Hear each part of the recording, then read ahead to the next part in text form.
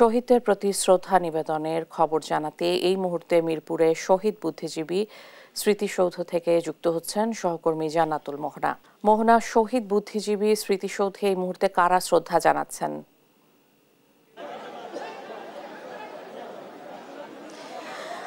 ইশিকা, এই মুহূর্তে শহীদ বুদ্ধিজীবী স্মৃতিসৌধে আমরা আছি এবং আপনারাই জানেন যে সকালেই রাষ্ট্রপতি এবং ডক্টর মোহাম্মদ ইউনূস প্রধান উপদেষ্টা সাহেব উনি পুষ্পস্তবক এখানে অর্পণ করে গেছেন শহীদ বুদ্ধিজীবীদের সম্মাননায়। এবং এই মুহূর্তে আমরা দেখছি যে বিভিন্ন রাজনৈতিক দলের ব্যানার শহীদ বুদ্ধিজীবী স্মৃতিসৌধে যে বেদি আছে সেই বেদির কাছে যাচ্ছে এবং সেখানে তারা পুষ্পস্তবক অর্পণ করছেন শহীদদের প্রতি সম্মাননা জানাতে। এবং সকাল থেকে আমরা দেখেছি যে লাখো মানুষ, হাজারো মানুষ এখানে এসেছেন এবং তারা শহীদদেরকে স্মরণ করতে এবং সম্মান জানাতে তারা উপস্থিত হয়েছেন।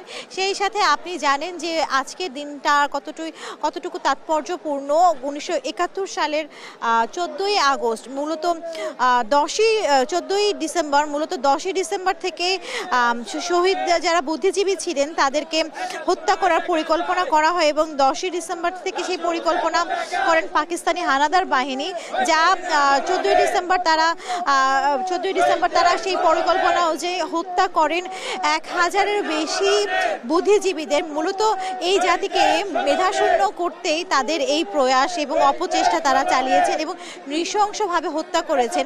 যেন বাংলাদেশ যখন স্বাধীনতার ঠিক সেই দ্বার প্রান্তে এই জাতিকে যেন উঠে দাঁড়াতে না পারে, 100 বছরের চেয়ে বেশি বছর পিছিয়ে পড়ে, সেই জন্যই কিন্তু তারা যারা মেধাবীরা রয়েছেন, যারা সূর্য সন্তানেরা রয়েছেন, তাদেরকে হত্যার পরিকল্পনা করেন এবং তারা এই ষড়যন্ত্র করে আমাদের যারা বুদ্ধিজীবী রয়েছেন তাদেরকে নৃশংসভাবে হত্যা করে মিরপুর রায়ের বাজার বধ্যভূমিতে ফেলে রাখেন। আমরা আজ দেখেছি যে বাবার হাত ধরে সন্তান, মায়ের হাত ধরে ছেলে সহ পাশাপাশি বিভিন্ন পেশাজীবী দল, রাজনৈতিক দল এসেছেন মিরপুর শহীদ বুদ্ধিজীবী স্মৃতিসৌধের এখানে এসেছেন শহীদদের প্রতি সম্মাননা জানাতে এবং যাদের ঋণ আমরা কখনোই অস্বীকার করতে পারবো না, যাদের ঋণ হয়তো আমরা কখনোই পূরণ করতে পারবো না, তাদেরকে একটুখানি সম্মাননা আজকের দিনে তাদেরকে স্মরণ করতে। এবং অনেকেই এসেছেন তার সন্তানকে নিয়ে, তারা যারা আছেন তাদের সন্তান যেন সঠিক ইতিহাস জানতে পারে এবং শহীদদের চেতনা ধারণ করে নিজের জীবনকে গড়ে তুলতে পারে, সেই জন্যই তারা এসেছেন। আমরা এরকম অনেক বাবাকেই দেখেছি যে তার সন্তানকে নিয়ে এসেছে ফুল দিতে। তো আমরা তাদের মতো একজন বাবার সাথে কথা বলতে চাই যে তার দুটো ছোট ছোট সন্তানকে নিয়ে এসেছে। আপনার কাছে জানতে চাই যে কেন এসেছেন আপনার সন্তানদেরকে নিয়ে? শহীদদেরকে শ্রদ্ধা জানানোর জন্য আনা হয়েছে।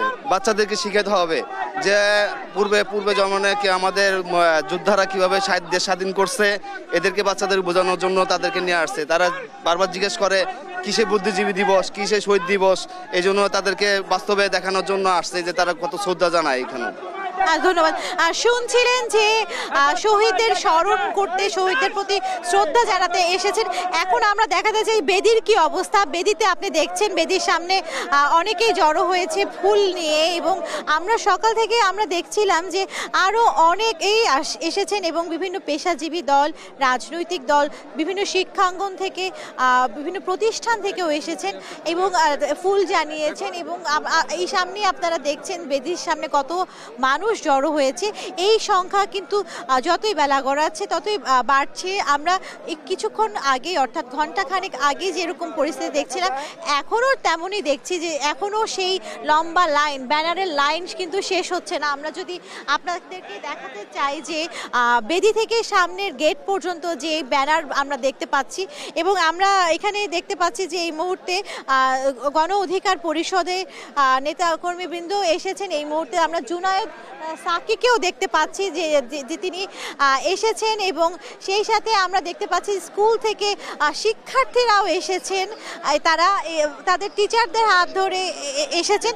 তো এইখানে আমরা দেখছি যে বিভিন্ন রাজনৈতিক দলের পাশাপাশি কিন্তু সকলেই মিলে আসছে বিভিন্ন পরিবারে। এবং আমরা যদি একটু জুনায়েদ সাকির সাথে কথা বলতে চাই এবং আমরা দেখতে চাই যে আমরা যে শুনি আজ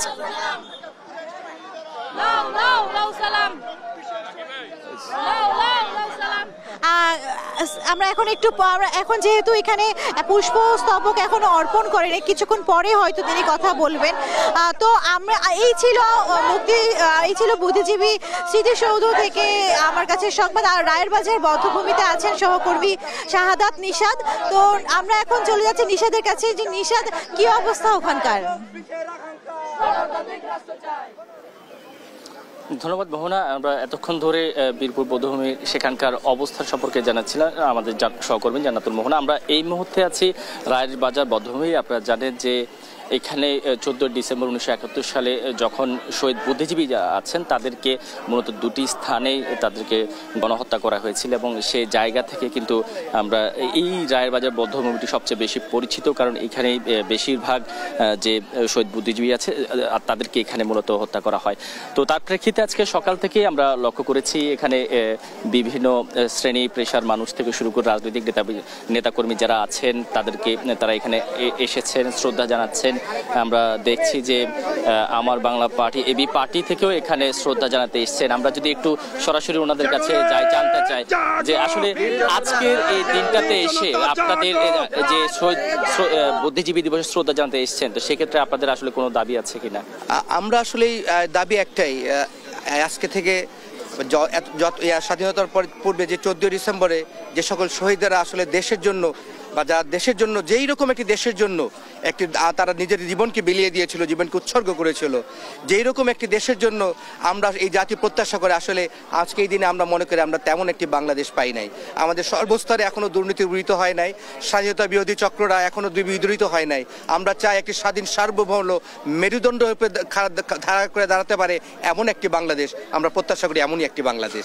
ধন্যবাদ আপনাকে। একই সাথে আমরা এখানে আরো বিভিন্ন শ্রেণী পেশার মানুষদের সাথে কথা বলেছি, বিভিন্ন শিক্ষকরা এখানে উপস্থিত হয়েছিলেন। ঢাকা বিশ্ববিদ্যালয়, জগন্নাথ বিশ্ববিদ্যালয়, জাতীয় বিশ্ববিদ্যালয়ের উপাচার্যদের পক্ষ থেকে ফুলের শুভেচ্ছা জানানো হয়েছে, এবং তাদের থেকে যে দাবিটি উঠেছে মূলত যে স্বাধীনতার প্রকৃত ইতিহাস, সেই ইতিহাসগুলো যেন এখন যেহেতু নতুন বাংলাদেশ বিনির্মাণে নতুন সরকার রয়েছে তারা যেন সেই বিষয়গুলো লক্ষ্য রাখে, সেই বিষয়টির দাবিটি উঠেছে। একই সাথে শহীদ পরিবারের যে সকল সদস্যরা আছেন তারাও জানিয়েছেন যেন স্বাধীনতার 53 বছরে এসেও তাদের পরিবারের সদস্যদের হত্যার বিচারের দাবি জানাতে হচ্ছে, সেই জায়গা থেকেও যেন সরকার সুদৃষ্টি রাখে সেটিও আহ্বান জানানো হয়েছে। এবং একই সাথে বৈষম্যহীন বাংলাদেশ গড়ার ক্ষেত্রেও কিন্তু এখানকার যে রাজনৈতিক সাধারণ মানুষ, শ্রেণীপেশার মানুষ তারা দাবি জানিয়েছেন।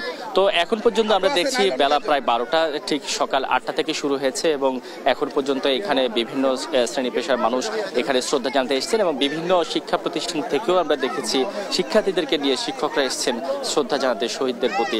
তো শহীদ বুদ্ধিজীবী যে দিবসের আজকের এই বধ্যভূমি থেকে এই ছিল আমার কাছে থাকা সবশেষ খবর। নিশাদ, অনেক ধন্যবাদ আপনাকে। শহীদ বুদ্ধিজীবী স্মৃতিসৌধ ও রায়ের বাজার বধ্যভূমি থেকে জানাচ্ছিলেন জান্নাতুল মোহনা ও শাহাদাত নিশাদ শ্রদ্ধা নিবেদনের সবশেষ খবর।